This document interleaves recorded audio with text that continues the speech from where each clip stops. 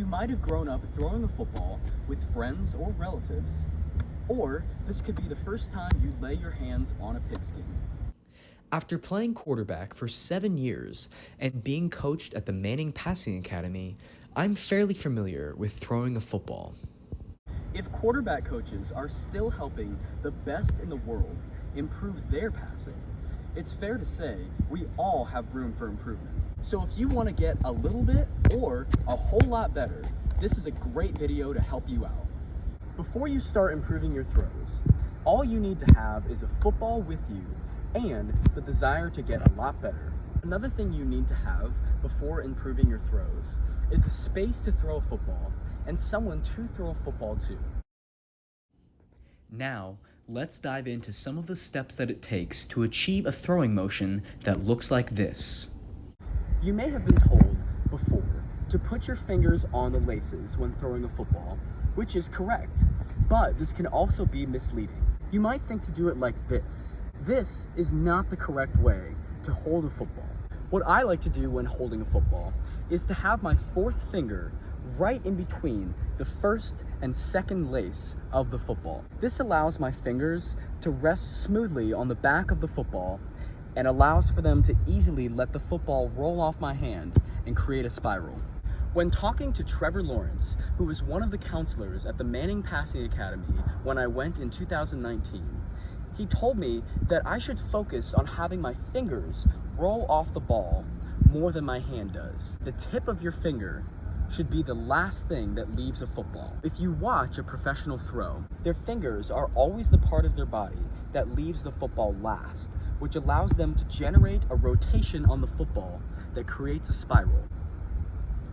According to the Wilson Football website on how to correctly throw a football, you really need to step into your throw to generate power.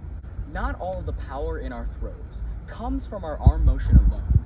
We also need to use our hips and our feet to get more power into our throws. As you can see, my body is so balanced that my toe is actually able to come off the ground after making the throw. And that would actually look like stepping into your throw as you do it, not just standing still and throwing a football. That won't cut it. Another thing I learned at the Manning Passing Academy was how your arm should finish next to your pocket when you're done making a throw. Without a football in your hand, your arm should end up right next to your pocket of your shorts or your pants. Here, my arm is finishing in my pocket after completing the throw. According to the Manning Passing Academy video produced by Sodal Training in 2013, you must balance yourself when making a good throw.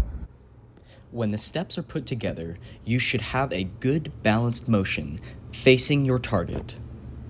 Notice how a straight line can be drawn from my left foot to my right shoulder, showing how my body is balanced. It's the same thing when facing forward. My body is still balanced. One of the things mentioned in the video was how to keep your other arm close to your chest when making a good throw. This allows you to generate more power in your core than if you had your arm out here. This does not look as good as a throw that would look like this. Let's say you're playing in an actual game, whether that's a pickup game with your friends or a flag football game for an IM sport. If you're a quarterback getting ready to throw and you've received the snap, it's important that you take a step back away from the line of scrimmage to make sure you have enough room to make your throw. After you've taken a step back, you must still step forward into your throw as you're doing it, which brings me to some footwork. Some good footwork to have when receiving a snap to make a throw is to have one foot behind the other so that you can push off of your front and back foot and catch yourself to get away from the line of scrimmage. Then you would want to bring your front foot closer to your back foot so that your feet are lined up fairly close together. This way, you're balanced and centered, and you can still step in either direction to make a throw. Now let's go over some of the things that can go wrong. Some things you don't want to do are to be facing directly towards your target. You do want to have your shoulder pointed toward exactly where you want to throw, and your eyes should be facing towards your target. I can move my arm back and forth with the football, and my shoulder stays in the same position each time. If I bring my football back here, my shoulder is now out of line with my target, and that's going to mess up my throw. So even if you're running, you still want to have your arm close to your body and not back here if you want to make a really accurate throw.